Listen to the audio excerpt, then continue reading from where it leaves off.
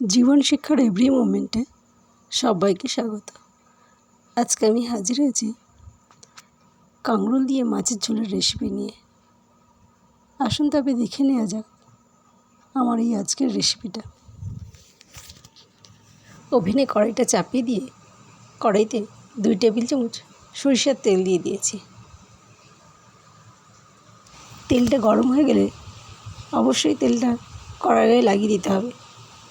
লাগিয়ে দিলে মাছগুলো ভাজার সময় কড়ার গায়ে লেগে যাবে না। তেলটা গরম হয়ে গেছে, এবার আমি মাছগুলো তেলের মধ্যে দিয়ে দেব। মাছগুলোকে ভাজার সময় কড়া করে ভাজা যাবে না। কড়া করে ভাজলে মাছের ঝোলে টেস্ট হবে না। মাছগুলো কড়ার মধ্যে দিয়ে দিলাম। এক পিঠ হয়ে গেলে উল্টে দেব। মাছের এক পিঠটা হয়ে গেছে, এবার আমি এটাকে উল্টে দেব। উল্টে আরেক পিঠে ভাজতে দেব। মাছ ভাজার সময় অবশ্যই মনে রাখতে হবে যে মাছটা কড়া করে ভাজা যাবে না, ভাজলে মাছের ঝোলের টেস্ট পাওয়া যাবে না। মাছটা ভাজা হয়ে গেছে, এবার আমি মাছটাকে অন্য একটা পাত্রে নামিয়ে নেব। কড়াইতে যে তেলটা আছে সেই তেলটাতেই আমার বাকি রেসিপিটা কমপ্লিট হয়ে যাবে।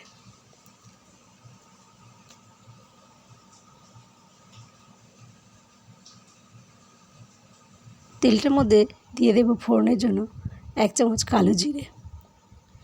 কালো জিরেটা দিকে স্মেল বেরোতে শুরু করলে তারপরে আমি সবজিগুলো দেব।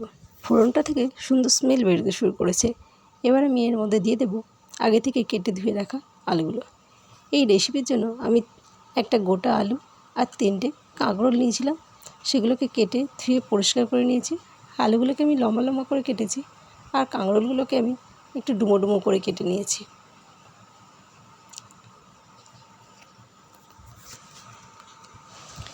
আলুটা মোটামুটি ভাজা হয়ে গেছে, এবার এর মধ্যে দিয়ে দিলাম আগে থেকে চিড়ে রাখা কাঁচা লঙ্কা। এখানে আমি 6টা কাঁচা লঙ্কা চিড়ে রেখেছিলাম, সেটা দিয়ে দিলাম। দিয়ে এগুলোকে ভালো করে ভেজে নেব। এর মধ্যে দিয়ে দিলাম স্বাদ অনুযায়ী লবণ। এবার সমস্ত সবজিগুলো ভালো করে নাড়িয়ে চাড়িয়ে আবারও ভেজে নেব। এবার আমি এর মধ্যে দিয়ে দেব কাঁকরোলগুলো। কাঁকরোলগুলো আমি এইভাবে কেটেছি, আপনারাও এইভাবে কেটে নেবেন, ভালো লাগবে খেতে। সব কাঁকরোলগুলো দিয়ে দিলাম। দিয়ে এবার সব সবজি আমি আবারও একসাথে করে ভালো করে ভেজে নেব। আমার চ্যানেলে নতুন বন্ধু হয়ে থাকলে চ্যানেলটা সাবস্ক্রাইব করে নেওয়ার অনুরোধ রইল। পাশে থাকা বেল আইকনটাকেও প্রেস করে দেবেন, দিয়ে অল করে রাখবেন, তাহলে আমার চ্যানেলে যখনই নতুন নতুন করে রেসিপি ছাড়ব সবার আগে আপনাদের কাছে পৌঁছে যাবে। এবার আমি এর মধ্যে দিয়ে দিলাম 1 চামচ হলুদ গুঁড়ো। হলুদ গুঁড়োটা দিয়েও সবজিটাকে ভালো করে নাড়িয়ে চাড়িয়ে ভেজে নেব, যতক্ষণ না হলুদের কাঁচা গন্ধটা চলে যাচ্ছে।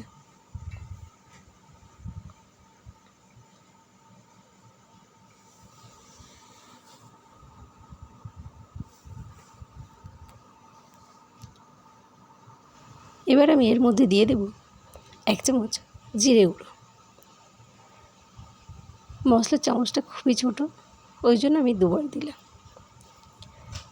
দিয়ে এবারে আমি সবজিগুলো খুব ভালো করে নাড়িয়ে চাড়িয়ে নেব, নিয়ে ভেজে নেব। সবজিটা কষানো কমপ্লিট হয়ে গেছে, সবজি দিয়ে তেল ছাড়তে শুরু করেছে। এবার আমি এর মধ্যে দিয়ে দেব জল। জলটা আমি দিয়ে দেবো এমনই যাতে সবজিগুলো জলের মধ্যে ডুবে থাকে। সবজিগুলো সিদ্ধ হয়ে যাবে, পরিমাণ মতো ঝোলটাও থাকবে। এই রেসিপিটা করার জন্য অবশ্যই কাঁচা লঙ্কা ব্যবহার করবেন, তাহলে ঝোলের টেস্টটা ভালো হবে। ঝোলটা 10 মিনিট ফুটিয়ে নেওয়ার পরে ফিরে এলাম। এবারে আমি ঢাকনাটা খুলে মাছটা দিয়ে দেব।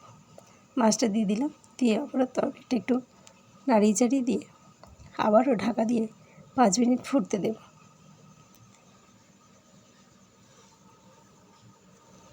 এবার আমি এর মধ্যে দিয়ে দেব হাফ বাটি নারকেলের দুধ। নারকেলের দুধটা এখানে ছেঁকে দিতে হবে, নাহলে নারকেলগুলো মুখে পড়লে ভালো লাগবে না। তাই ছেঁকনি দিয়ে আমি নারকেলের দুধটাকে ছেঁকে দিলাম। দিয়ে এবার এটাকে আমি 5 মিনিট ফুটিয়ে নেব।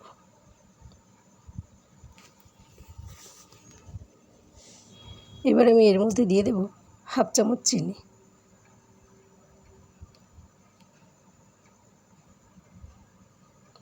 চিনিটা দিয়ে আমি আবারও কিছুক্ষণ ফুটিয়ে নেব।